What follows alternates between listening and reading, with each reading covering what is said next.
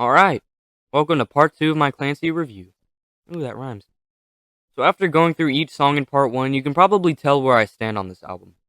I've listened to it multiple times and I still remain very mixed on it.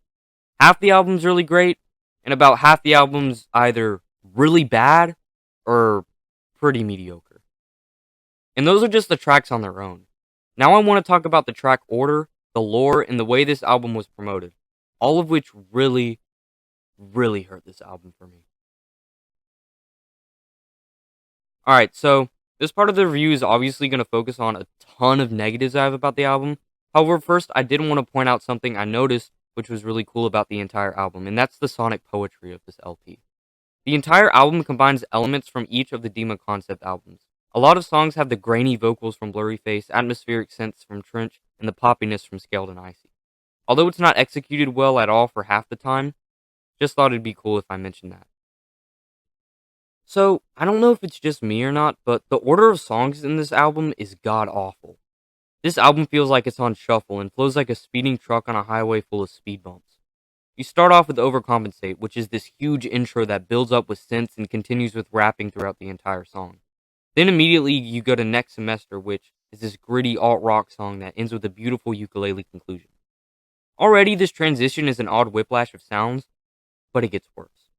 Right after this, you go to an experimental rap song that then leads to a pop rock synth song, and it's just all over the place. But that's not even the worst part. Having the craving in between Vignette and Lavish is one of the worst track listing choices I've ever seen on an album.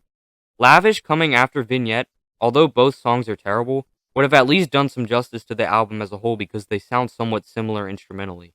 But no, they're split off by a song that's, although amazing, completely different from the songs before and after it.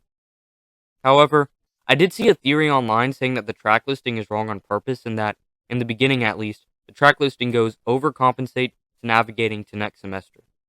This is even supported by the fact that in the Next Semester music video, you hear the ending of Navigating at the beginning of the music video before the song plays, and at the end of the Overcompensate music video, it leaves off where the Navigating music video starts.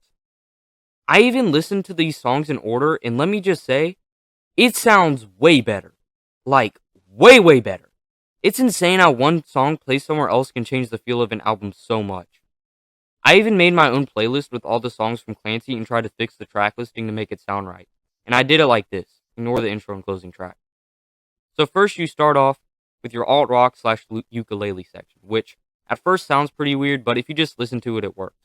Then you end the section with At the Risk of Feeling Dumb, which is a perfect transition from the alt-rock section to the rap section of the album, because that song has both of those elements to it. Next, you have the middle of the album, which is the rap section. That section ends with Routines in the Night, which transitions to the synth pop section well, because that song has synths, and Vignette, which starts the next section, has rapping. The synth pop section ends with Midwest Indigo, which then leads to the closing track. If the wrong track list order theory is true, I think the real track listing goes something like this because, well, it sounds a billion times better because of the way it flows. So yeah, in conclusion, the track order in this album is horrendously bad. Now I'm going to get into one of the biggest issues that I have with this particular album. The lore. Or more accurately, the lack of lore. This album has 13 tracks and only 3 of them have direct lore. These 3 being Overcompensate, Navigating, and Paladin Strait. Now I know that out of the 4 Dema concept albums, not every song has lore, even Trench. But at least in Trench, almost half the album has lore. And the reason why it's an issue here is because 1, the way it was promoted, which I'll get onto later, and 2, because it's supposedly the last album in the Dema storyline. And the reason I say supposedly is because of the way it ends suggests that there will be more, which I'm praying for because if this is the conclusion to almost a decade's worth of buildup and there's only 3 songs in a 13-track album to finish it up, then that's just sad. This issue also connects to why I don't think Paladin Strait fits on the album, and I know you're on the edge of your seat to find out why I think that, but just hold on tight. I'll get to there in a second. This album was promoted as Welcome Back to Trench, which implies both heavy lore and a return to form sonically. This album was promoted as being an epic closing to the Dema storyline. This album was promoted as, in a way, being Trench Part 2. In the end, it ended up being promoted as something that it wasn't. In a way, as a fan, I feel like I've been cheated a bit. Clickbaited, if you will. Now, I know some people are going to say that if something isn't like Trench, I'm going to hate it, or that since I expected it to be one thing but it was the other, that's why I hate it, and that's not true. Even though I expected this album to be like Trench, but then listening to it, I noticed it wasn't. If half the music still sounded good, I would be fine with it. However, the fact that it was promoted as being one thing, then turned out to be completely different and not be good, only makes things worse. That's why I include in this section, and that's where the issue lies. I'd also like to mention the album cover and promotional images. Throughout part 1 and part 2 of this review, you've heard me express multiple times my anticipation for this album to be more alt-rock, as well as me expressing the fact that I was really craving that from this album. Not only does this have to do with the album being promoted like Trench, but also deals with the album cover and promotional images. An album cover's main purpose is supposed to express what the music is going to feel like. So when you look at this album cover and see how gritty it is, and the cover being surrounded by flames, I'm pretty sure a lot of people seeing that would think it looks like a cover that would have a connection to rock music. I'd also like to mention the fact that in this part of the story, Clancy is supposed to be rebelling against the bishops. Well, music about rebelling against authority is usually going to sound like rock. See what I mean? Looking at the other potential album covers that almost made the cut, I really think they should have went with this one or this one.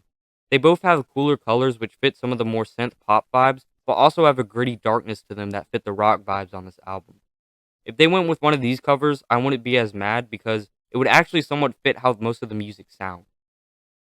Anyway, getting on to some lore promotion. The fact that the first single, Overcompensate, is probably the most lore-filled song in the album, you'd expect the rest of the album to be like that. I mean, it's literally the leading single. But no, only 3 songs. 3. Also, in the I Am Clancy video that was literally a video recapping all of the lore to get fans hyped, at the end Tyler says he's returning back to Trench, just like he says in Overcompensate. Yet again, emphasizing welcome back to Trench, both sonically and lyrically. But no, we don't get that at all. And yeah, once again, I'm fine with there being songs that don't have anything to do with the lore. That's completely okay. However, the problem lies with the fact that this is not only supposed to be a concept album, but one that is supposedly the conclusion to a decade's worth of concept albums. And yes, just to clarify, it does not have to sound like Trench. I love when artists experiment, and it's literally one of the key points of art that I follow as an artist myself. But the fact that this was promoted as being like Trench, then wasn't, and half of it sounds bad, is once again the issue with the way that this album was promoted.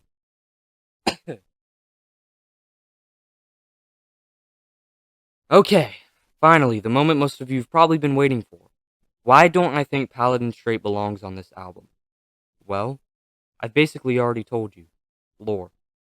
This album barely has lore, so when I finally got to the conclusion and heard Tyler talking about Banditos, Nico, and then hearing Blurryface at the end, at first I went crazy.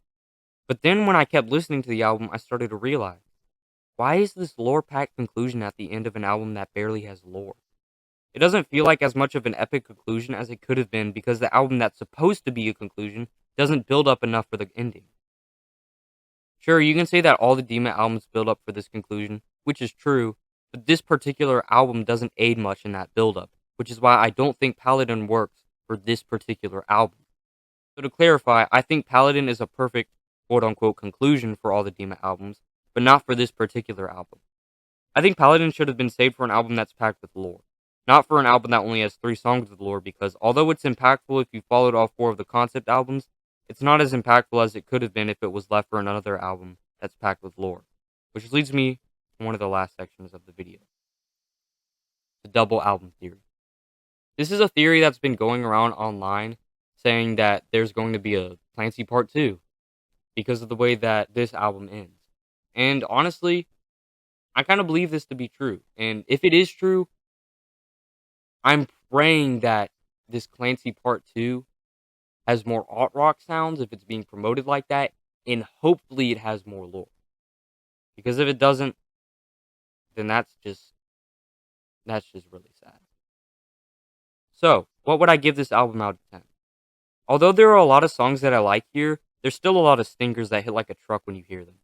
The tracklist order here is also horrendously bad, and the way this album was promoted also certainly doesn't do it any favors. So, drumroll please. I'd give this album a 4.5 out of 10. and it is unfortunately a rotten egg.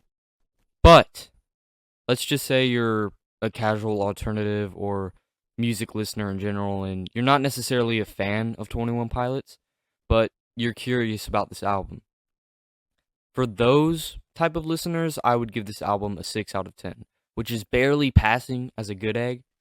Just for me personally, it's a 4.5 and it's a rotten egg because, as I explained beforehand, the promotion and the lack of lore really disappointed me about this album.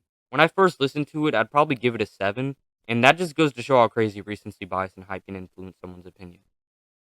So yeah, finally done with this review. I know a ton of people are going to hate me for this, but honestly, I don't really care. Let me know what you agreed with or disagreed with in the comments below, because I'd still be happy to discuss the album as long as we can stay respectful. Anyway, don't forget to eat your daily eggs, and I'll see you in the next one. Bye.